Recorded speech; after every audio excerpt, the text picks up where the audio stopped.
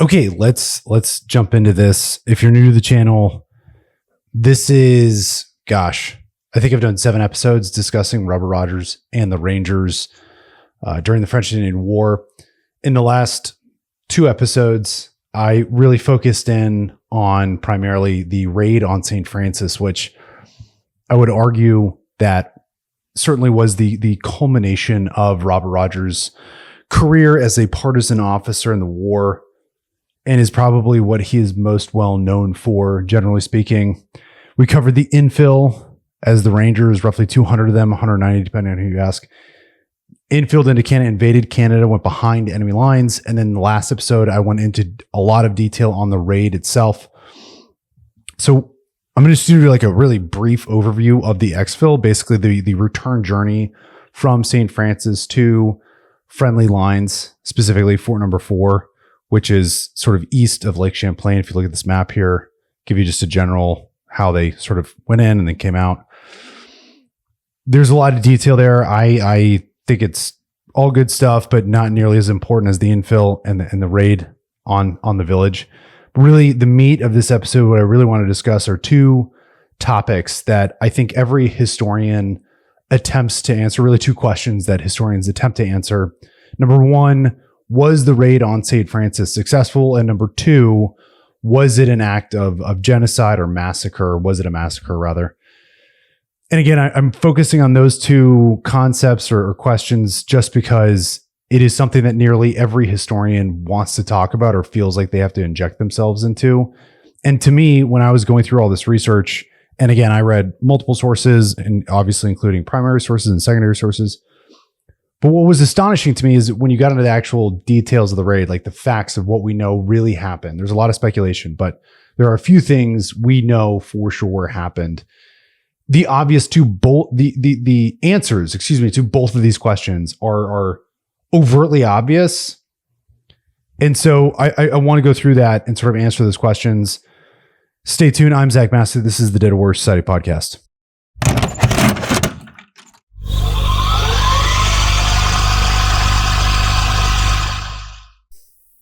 Okay, so the infill, kind of, again, I'm going to try to just cruise through this.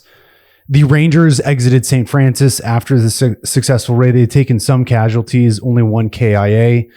And because he was essentially wounded, he didn't actually die on the objective in the village. However, he was in such terrible condition, the Rangers could not afford to carry him back. So they left him. The exfil, I would say that the infill was rather successful, just in terms of how many men actually fell out, but their capacity to reach the village and were in good enough shape to execute the raid just kind of speaks for itself. With that said, obviously, the French were alerted about halfway through that expedition of the Rangers' presence in the area, and obviously mobilized to try to track them down, find, fix, and destroy them. So that was upsetting. Obviously, didn't go the way they wanted. However, the likelihood that if another partisan officer or just English officer led the expedition and raid against the Abenaki, the likelihood that they would have not somehow tipped off or alerted or raised the French alarms seems dubious at best. It seems like an almost impossibility, quite frankly, particularly with that many men. I mean, they started with 190 men on this task force. So anyways, they get to the village, they execute their mission, and they're on their way back. Because the French were alerted to their presence, it was kind of a matter of trying to figure out where the Rangers were and what their target was, and they couldn't quite figure that out. One of the last places they thought that the Rangers would actually try to hit was St. Francis, and that's part of the reason why they were able to take the village so unawares. There was no sentries. Again, if all of this is unfamiliar, just go back an episode or 2, and you can get all caught up. But now that the village was destroyed, we don't know how many, but there were indeed Abenaki that were able to escape. And we know for sure, based on contemporary sources from the French side, that within hours, I believe, or days, a day or an hour or something, the Abenaki warriors, a handful of them that survived, actually went and warned the governor of New France, of Canada. And so automatically the Rangers were in deep serious shit. I mean, they had to travel upwards of nearly 200 miles back to Fort Number 4 to safety. And they would have the French partisans, commandos, native allies directly up their assholes the entire way back. And worse, the French were in much better condition just in terms of they had food, they were well rested, and they were ready to rip versus the Rangers had essentially completely run out of food at this point, and moreover, were exhausted. I mean, they hadn't slept really in days, and what little sleep they had gotten was maybe a few hours here and there. And they just executed this massive military raid assault on this village. So they were certainly smoked. At some point during the exfil, the Rangers were able to convince Rogers that they wanted to split up their forces. They did indeed split up their forces. This was an attempt to try and reduce the likelihood that they were going to scare off wild game in the area so they could actually hunt for food, for sustenance, and simultaneously trying to throw off the French and their ability to effectively track them and kill them. Some of the Ranger contingents were caught and captured. Of those contingents, of those smaller groups, a few survived, many did not. There were indeed a number of Rangers that died of exhaustion and hunger, and it got so bad at one point that the men were beginning to eat the scalps that they had collected at St. Francis. They were so desperate. And even worse, we do have strong evidence that they made the emergent decision tragically to reduce themselves to cannibalism. And in one situation, it seems sort of unclear. One primary source, an individual that was on the raid, claims that Robert Rogers himself actually killed one of the Abenaki captives and allowed his men to eat her. The only thing I'll say about that, and I'm going to kind of get into this later on, this particular source and one other source are not very reliable, and so much so that many historians just kind of ignore a lot of what they say. The reason for this is because their accounts were written either over a decade later, and in one particular account was written decades later. The individual wrote it as an elderly man. At that point in history, Robert Rogers' career and reputation had been completely tarnished, and he was kind of just like piling on with everybody else. And again, the other thing too about their accounts is there are details we for sure know are just factually wrong. For example, I believe Sergeant Maxwell is one of the individual accounts, and he claims that it was snowing, that the raid took place in December. We know this obviously was not true. It took place in October, and they had worn snowshoes when moving into the village. That did not happen. So again, just there are inconsistencies with their reporting, and therefore we can't really trust everything they say. However, there was another Ranger contingent, smaller group after they had broken up. There was a freed African soldier, Ranger. He tragically died, and the men ended up eating his dead corpse.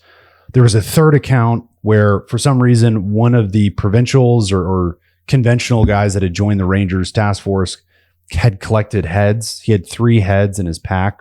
Don't know why. And this one individual claims that he actually discovered the heads and then ate the flesh that he could. And he does say that this act haunted him for the rest of his days. Eventually, some did return to Fort Number 4.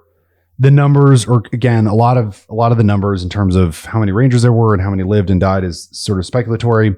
According to one historian named Lochester, he claims that 190 men left for the raid, and 48 of the assaulters were sent back to Crown Point. So during the infill, there was some kind of illness or disease that wiped out a quarter of the force. And so already within a few days, they had lost roughly 30 odd men. And then as they continued and they got to the Spruce Bog, there were a few more men that dropped out and had to return. So those are those guys. 18 were killed. 43 died of starvation. Huge numbers here. And 8 were captured. And a total of 73 survived the operation. Gary Zaboli, who is another, I think, probably the best Rogers historian that exists, claims that 88 survived, not 73, and 55 died due to either starvation or combat or other reasons.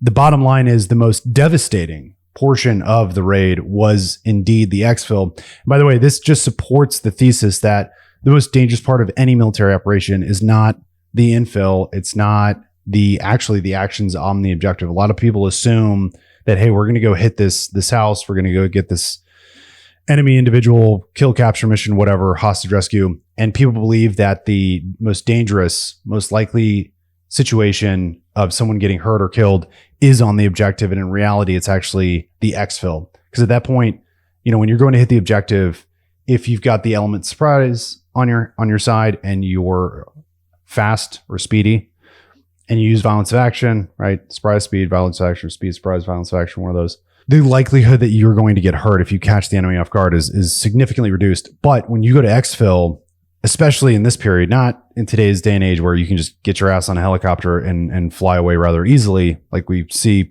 a lot in Iraq and Afghanistan, or we did. In this period, you were coming back on foot. And this is a great example of what I'm trying to talk about, which is they don't have horses. They're exhausted. They've been traveling for weeks at this point. And the French forces and their native allies are hot on their heels. They're right behind them, and they are well rested. They're well armed, and they want vengeance. And so, of course, this is what ends up happening. What's absolutely fucking bonkers to me is this operation, infill, assault, raid on St. Francis, and then the exfil. It was almost exactly an 8-week period, and the Rangers traveled 400 miles. For those of you who are unfamiliar with military history or military operations, I've never heard or seen, I'm sure it exists, but I've never read of a sort of modern military operation that lasted 8 fucking weeks. Most of the time, it's a big deal if you're like going out in the field or you're going on an op or patrol or whatever, and you're out there for like 2, 3, maybe 4 days, 5 days, I believe. I mean, I personally, when I was deployed overseas, the longest operation we ever went on, I think was like 13 hours, which was a huge deal, by the way. And was, at least for us, not normal, or it was indeed uncommon. So 8 weeks, I mean, that is, and there's no refit, right? No one came and like gave them provisions. There was no sort of medical assistance that they could get. I mean, they were completely out there on their own doing this thing. And so this kind of nicely transitions into one of the first questions I want to interrogate, which is, was the raid successful or not? And did it have larger implications? Now, right off the bat, for both the question of, was this a massacre, which is simply to suggest that Rogers and his Rangers were just killing everyone they could get their hands on instead of targeting combatants. And number two, the question of, was this successful? When you go to read a book about Robert Rogers, almost within the first chapter, you will know what the author is going to say when he reaches the point in his book where he wants to answer these questions. If he is a fan of Robert Rogers, if he sees Robert Rogers if he views Robert Rogers as some kind of partisan, historic figure that should be celebrated and is proud of what he was able to accomplish, basically, does he like him or not? You're going to know that, number one, he does think the raid was successful. Number two, the historian is going to argue that they did not target men, women, and children, women, children, and the elderly.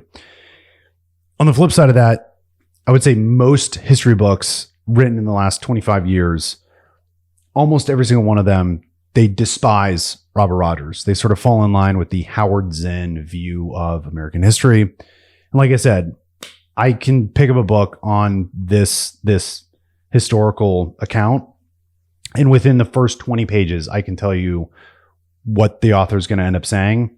If the author hates Robert Rogers, if they see him as a malevolent figure in history and in American history, pseudo-American history, without a doubt, they're going to suggest that, number one, he did indeed target everyone and just everything when they hit the village. When they hit the village, Robert Rogers and his men, without a doubt, targeted every living thing, men, women, and children. And number two, they're going to argue that the raid was a giant failure, was just not successful whatsoever. So with that said, and I sort of hinted at this in the beginning, when you actually go through the evidence, it's so insurmountable and so obvious that it is mind-boggling to me that historians would argue against it. It just showcases how politically partisan our historians and our professors and intellectuals have become. As far as was the raid a success or not, I'm just not going to waste your time. Well, fuck yes, it was a success. They infilled, they leveled the village, they completely destroyed it, and there was nothing remaining. I mean, after this, the Abenaki basically had to disperse, and there was a diaspora of Abenaki throughout Canada because they no longer had a home. Moreover, the Abenaki had no place to refit, plan, and deploy warriors to go on the warpath, to go hunt down and execute French military operations. Just going back to the bare bones of sort of the objectives of the mission, according to General Amherst, who was the English commander-in-chief of North American British forces, he says this in his, and again, I sort of went over this a few episodes ago. He says this to Robert Rogers in terms of this is your mission. He says, quote, attack the enemy's settlement on the south side of the river St. Lawrence in such a manner as you will judge, or you shall judge, most effectual to disgrace the enemy and for the sake and honor of His Majesty's arms. Okay, so did Robert Rogers and the Ranger contingent do that? Yeah, they did. They absolutely did that. That was their mission. Go destroy St. Francis. Okay, so the question is, did the Rangers destroy St. Francis? Yeah, yes. It's bewildering to me how this is even a relevant question.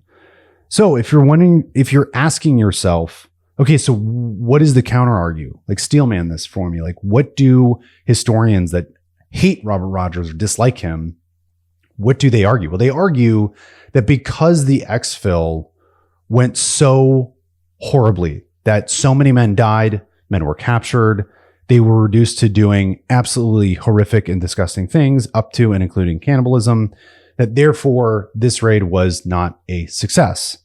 The other thing they argue is that, yes, St. Francis it was destroyed, but there were many Abenaki warriors who were not present there and were actually out hunting Robert Rogers, and therefore they may have destroyed the physical structures of St. Francis, but they didn't really destroy the strength of the Abenaki military force. There's just one huge problem with that, which is, according to Gary Zaboli, after St. Francis was destroyed, the Abenaki, in terms of just their war fighting capabilities, was essentially wiped out. After this raid, there was only one more, I guess you could call it, military operation. It was a retribution operation executed by the Abenaki, and they basically did what they had normally done, which is they went into North America, they went into Vermont or New Hampshire, and they raided a small civilian settlement and took some captives, and which is kind of their MO for the last 100 years. But in terms of, were there any other large military operations that they executed with their French officers, with their French leaders? And the answer is no. They may have served as auxiliaries and assisted French officers in some capacity, but their capabilities were completely gone. One massive failure, I think, for historians to recognize is if you are going to be deploying forces into a theater of war, they need a base of operations. If they do not have a base of operations where they can refit, they can plan, I kind of said this a second ago, they can deploy from, do all of the sort of organizational things that one does, rest, whatever, take care of the wounded. If they don't have that infrastructure, their capacity to wage war against their enemies is essentially gone. And that's exactly what happened. And by the way, that supports the entire notion that the village of St. Francis was indeed a military installation to a certain degree. Now, this may upset some people that I've concluded this, but it is just a reality. As I'm fond of saying, two things can be true at once. Number one, this was indeed a village where you had all ages and you had men, women, children, elderly. Like, this was indeed a village. It was a town. With that said, the Abenaki used it as a base of operations. I mean, those two things can coexist, and they did. So as far as, was it a success? Number one, yeah, they fulfilled their mission. Number two, the Abenaki were forced to disperse and basically find a new home, which meant that they could not organize themselves and deploy and execute any sort of military operation against their English allies. The other implication was the psychological blow against not only the Abenaki, but the French, and furthermore against all of the other native allies that were not Abenaki. Basically, what Robert Rogers was able to showcase was that his capabilities as a partisan, asymmetrical fighter, commando, whatever you want to call him, had now exceeded the enemies. Because up until this point, the French were fucking fantastic at doing this type of warfare, this sort of ranger, commando, Vietnam style, if you will, small unit tactics, warfare against the British, and they were actually far better than the British. This really highlighted, though, the English's capabilities of being able to insert a team of commandos and penetrate the French lines, get behind enemy lines, and sack a major military ally. And basically what it did was it weakened the French capability of going to their partner forces and saying, hey, we need you to go do this. Hey, we're going to go do a patrol through here. We need you to go do that. Because all of a sudden these native allies are thinking to themselves like, fuck, we can't leave our villages because we have to defend them, because we don't know if the White Devil, and that's what they called him, the White Devil, we don't know if he's going to come hit our town. If he can hit the Abenaki, there's absolutely no reason why he couldn't just do that all over again and completely sack our village. And so the French could not, they basically had a huge catastrophic loss of rapport with many of their native allies. So you can see there's a whole multiplicity of reasons why this raid was indeed successful. And as far as answering the question of, and psychologically, I mean, the destruction of St. Francis was just, it threw them into absolute turmoil. According to not Gary Zavoli, but another Rogers historian who wrote a book called The History of the Rangers, the destruction of St. Francis, quote, revealed the beginning of the end of steadfast loyalty from their Indian allies, end quote, meaning the French, and their warmness and sort of alliances that they'd created with not just the Abenaki, but all of their native friends. And it's worth noting, too, that unlike the British, the French were very, very reliant on their native partners. Without them, they could not effectuate this war. And so the fact that the Rangers and the English partisans showcased their capabilities of being able to penetrate deep behind enemy lines and destroy a Native American village essentially made every French partner terrified that this same thing could happen to them. And so their willingness to assist the French just completely disappeared at this point. Well, rather, I should back up. It didn't completely disappear. This did not, by any stretch of the imagination, end the war, but it was a major blow to the French and their forces and all of those relationships. Another piece of evidence that the Abenaki war effort was completely diminished was the fact that they had created an agreement and or alliance with the Cherokee Indians. And essentially the agreement was that they would travel to the Carolinas to assist the Cherokee in fighting a war against the English down there.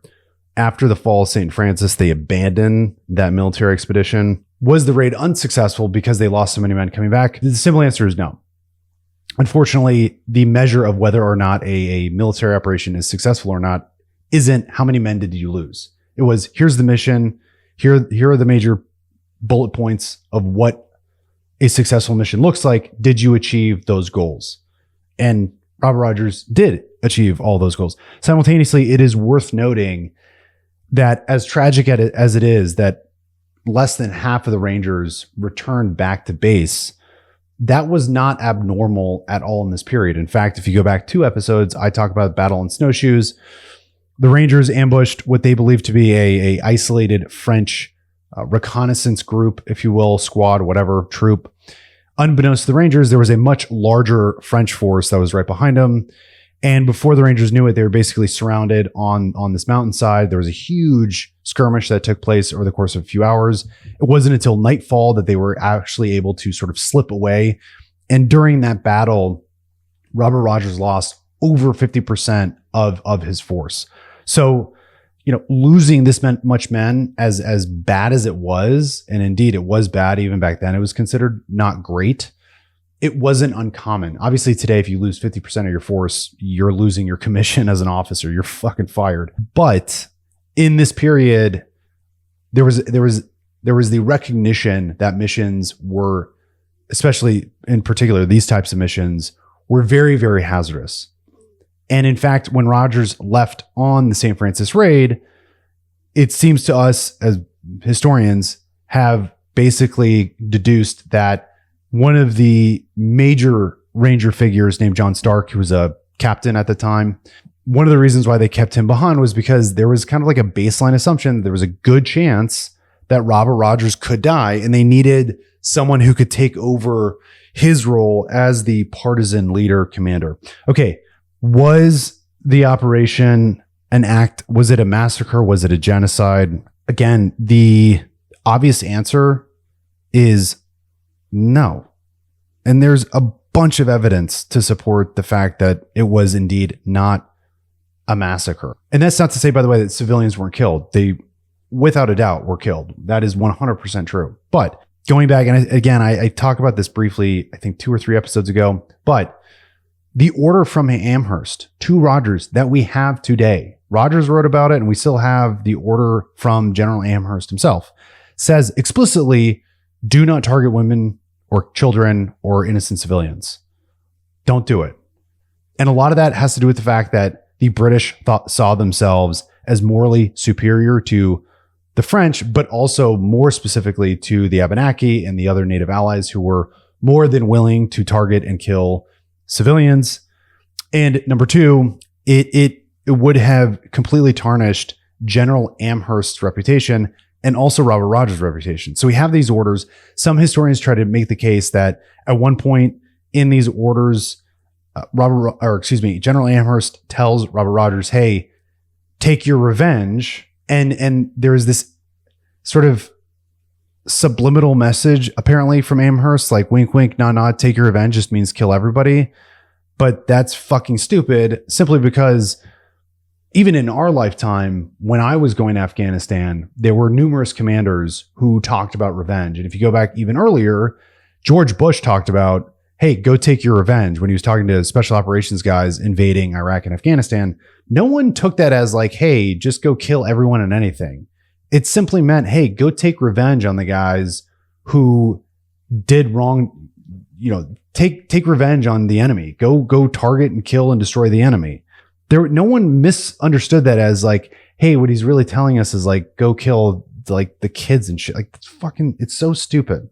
Okay, so let's just put aside Amherst's orders for a second, because I'm sure many could argue that, well, yeah, maybe Amherst said don't harm any innocent civilians, but Rogers just completely ignored him and did whatever he wanted to do. This is problematic on so many levels. Number one, if you actually get into the nitty gritty of where Rogers was in terms of his career at this point, he desperately wanted a promotion.